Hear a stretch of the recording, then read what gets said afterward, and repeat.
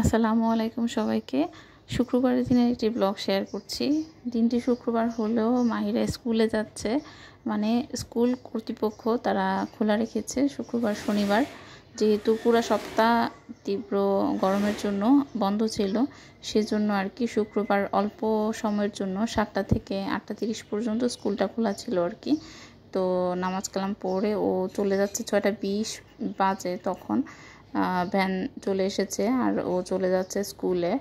একদম অন্ধকার দেখতে পাচ্ছেন, বাইরে একদম আলো ফুটেনি এরকম টাইপের। তো আর আমি এসেছি, ঘরের কাজকর্ম করে নিয়েছি ফাঁকে। সংসারের সব কাজকর্ম একে একে করে নিব। আগে বিছানাটা ঝেড়ে গুছিয়ে নিচ্ছি, এর পরবর্তীতে একটার পর একটা করে নেব আর কি কাজ। আপনারা সবাই কেমন আছেন কমেন্টে জানাবেন। আশা করি আপনারা সবাই ভালো আছেন। যেহেতু বৃষ্টি হয়েছিল আর অনেকটাই গরম কমেছে, সেজন্য আমারও খুব ভালো লেগেছে। কিন্তু দেখা যাচ্ছে এখন আবার আরও গরমটা বেড়েছে। তো যাই হোক, কাজকর্ম তো আর ফেলে রাখা যাবে না, কাজকর্মগুলো করে নিচ্ছে। আর এখানে ঘরে একটা প্ল্যান্ট লাগিয়েছিলাম, তো এটা ভালোই গ্রো করছে। পানি দিয়ে একটু সাইড করে ঘরগুলো এখন ঝাড়ু দিয়ে নিচ্ছি। প্রচুর বালি আসে আমার বাসায়। আমি কি যে একটা সমস্যায় আছি, দেখা যায় যে বাতাসের জন্য জানালা খোলা থাকে আর প্রচুর বালু আসে। এই দেখেন, অন্য কোনো ময়লা নেই, শুধুমাত্র বালু আর বালু, এত বালু। দেখা যায় যে এইমাত্র ঝাড়ু দিয়ে মপ করে গেলাম, আবার পায়ে বালি বালি লাগছে এরকমটাই। তো এটা খুবই আসলে বিরক্তিকর, পায়ে বালি লাগলে কেমন জানি মানে ভালো লাগে না আর কি। তো আগে আমি ঝাড়ু দিয়ে নিচ্ছি, যেহেতু বিছানাটা ছেড়েছি আর জানালাটা অফ করে নিয়েছি, না তো দেখা যায় যে ওই ময়লাগুলো এক পাশ থেকে অন্য পাশে নিয়ে যায়। গত ভিডিওতে আপনারা সবাই অনেক সুন্দর সুন্দর কমেন্ট করেছেন, আপনাদের সবাইকে খুব ধন্যবাদ যারা আমাকে সুন্দর মানে উৎসাহ দিয়েছেন আর কমেন্ট করেছেন। এই যে সব বালি আর টিস্যু কাগজ, এগুলা ইরফানের কাজ। এই কাগজ আর মানে টিস্যু ছেঁড়া ওর, এগুলা নিয়েই শুধু খেলাধুলা, আর কোনো খেলা নাই। এগুলা নিয়েই ও দুষ্টুমি করে আর কি সারাটাক্ষণ। তো সব ঝাড়ু টাড়ু দিয়ে মপ করে রেখে এখন থালা বাসন ধুতে রান্নাঘরে চলে এসেছি।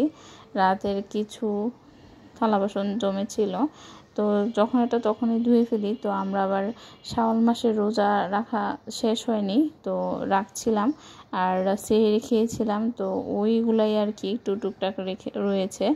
আর সকালে ইরফান মাহিরাকে ব্রেড ভাজি করে দিয়েছিলাম, ওই 2টা প্লেট আর কিছু বাটি কাপ এগুলাই আর কি, আর একটা পাতিল, এগুলো সব ক্লিন করে নিচ্ছি। আর এখানে চিনির যে জারটা ছিল ওটাও চিনি রিফিল করব, তো আগে ভাবলাম যে ধুয়ে নিই, এই জন্য একটু ভিজাতে দিয়েছি। এটাকে ভালো করে ধুয়ে তারপর শুকিয়ে আবার রিফিল করে নিব, এই জন্য আগে ভিজতে দিয়েছি। আর বাকিগুলো আমি আস্তে আস্তে ক্লিন করে নিচ্ছি। দেখা যায় যে বেসিনে একবার ক্লিন করে রেখে গেলাম, আবার অনেকগুলা কাপ মানে প্লেট বাটি জমে যায়, তো এগুলো আবার ক্লিন করা হয়। এভাবেই আর কি জমতে থাকে আর ধুতে থাকি, দেখা যায় যে শেষ হতে চায় না এরকমটাই আর কি। এগুলা মনে হয় যে শুধু বাড়ে। তো আর কি করা, সব কিছু আগে ধুয়ে নিচ্ছি। তো গত ব্লগের বিথি আপু আমাকে কমেন্ট করেছেন যে আপু করলা ভাজি আমার অনেক পছন্দ। হ্যাঁ আপু, আমাদেরও অনেক ভালো লাগে। আপনি দেখি আপনার ব্লগে আপনি প্রায় করলা ভাজি করেন, ভাইয়ারও নাকি অনেক পছন্দ। তো বিথি আপু তো আপুর ভাইকে বিয়ে করাচ্ছেন, বিয়ে খেতে কুষ্টিয়াতে আছেন, ঢাকায় এসেছেন, নতুন বউকে নিয়ে ব্যস্ত আছেন। তো ভালো লেগেছে আপু, আপনার জন্য রইল অনেক শুভকামনা আর দোয়া। এখানে আমি সবগুলো ক্লিন করার পর এখানে পাতিলটাও ক্লিন করে নিয়েছি। আমি দেখা যায় যে পাতিল বেশিক্ষণ মানে একবার পাতিলটা ভালোভাবে ধুয়ে আবার রান্না করি, মানে প্রতিদিনই ভাতের পাতিল, তারপর যদি এরকম কোনো পাতিলে রান্না করি এটাকে ভালোভাবে ধুয়ে নিই, তাহলে আর দেখা যায় যে পাতিলের নিচের অংশ কালো হয়ে যায় না। এই পাতিলটা আমার 2016 সালে কেনা পাতিল। এখানে বেসিনটাও ক্লিন করে নিচ্ছি, মানে ধোয়ার পর বেসিনটাও ক্লিন করে নিলে দেখা যায় যে সুন্দর দেখা যায় আর শুকিয়েও যায়। তো এগুলা যে ধুয়ে রেখেছিলাম এখন শুকিয়ে গেছে। এটা প্রায় অনেকক্ষণ পরে ইরফানকে নাস্তা করানোর পরে এগুলো যখন শুকিয়েছে তো আমি রিফিল করে নিচ্ছি। এটা চা পাতার জার, এটাকেও ধুয়ে নিয়েছিলাম আর আমি এখন চা পাতা রিফিল করে নিচ্ছি। আমার এই মানে জারগুলো খুবই শখের, খুব শখ করে কিনেছিলাম চা পাতা, চিনি আর দুধ রাখার জন্য। তো এই তিনটা আর কি, যেহেতু চা পছন্দ করি আর এখানে চিনিটাও আমি রিফিল করে নিয়েছি যে জারটা ক্লিন করে রেখেছিলাম। এখন আর ঘর তো ক্লিন করা শেষ, তো আমি গোসল নামা শেষ করে এখন ভিডিওটা অন করেছি হচ্ছে আসরের পরে। আমি আজকে ইফতারিতে ক্ষীর বানাবো, রাঁধুনির যে ক্ষীর মিক্স আছে ওটা দিই। তো খুব সহজে এখানে সব কিছু ইনস্ট্রাকশন দেওয়া আছে। তো এজন্য 1 লিটার দুধ প্রয়োজন, এজন্য আমি মিল্কভিটা দুধ নামিয়ে নিয়েছি, ডিপে ফ্রোজেন করা ছিল তো পানিতে ভিজিয়ে নিয়েছি। আর এখানে বসিয়ে দিয়েছি দুধটা। 1 লিটার দুধ ভালোভাবে আগে জাল করে নেব।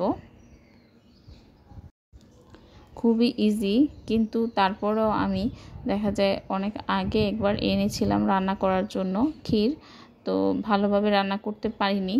আসলে সব জিনিস যে সবাই সবসময় পারবে তেমনটাও নয়। আগে আসলে অনেক কিছুই পারতাম না, এখন তো অনেকটাই শিখছি।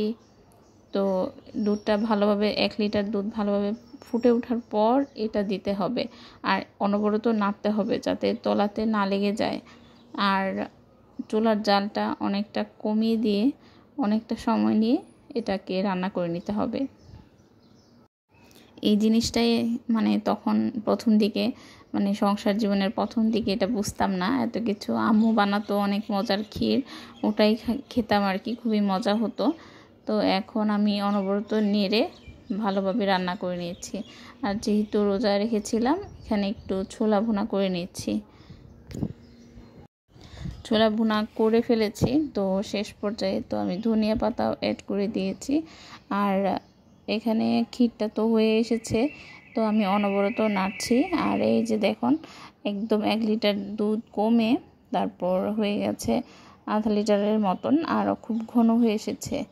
আর যে ক্ষীরের যে চালের পরিমাণটা এটাও খুব সুন্দরভাবে ফুটে উঠেছে। এটা যদি ভালোভাবে সিদ্ধ না হয় তাহলে কিন্তু টেস্ট ভালো আসবে না। তো মোটামুটি হয়ে এসেছে আর আমি এখানে ইফতারের সময়ও হয়ে এসেছে। সবার জন্য ছোলা আগে প্লেটে নিয়ে নিয়েছি আর এখানে টমেটো আর শসা কুচি দিয়ে সালাদ তৈরি করে নিয়েছি, আর বেশি কিছু না। আর এখানে হচ্ছে ক্ষীর পরিবেশন করে নিয়েছি। আর এই যে মাছের যন্ত্রণা কি বলবো, এখন ঠান্ডা ঠান্ডা সার্ভ করবো আর কি, টেবিলে নিয়ে যাব সব কিছু। আজকের ব্লগটা আপনাদের কাছে কেমন লেগেছে কমেন্টের মাধ্যমে জানাবেন। যদি ভালো লাগে তাহলে একটা লাইক দিতে ভুলবেন না। আর যদি আমার চ্যানেলটাকে সাবস্ক্রাইব করে না থাকেন প্লিজ চ্যানেলটাকে সাবস্ক্রাইব করে দিবেন। ধন্যবাদ সবাইকে।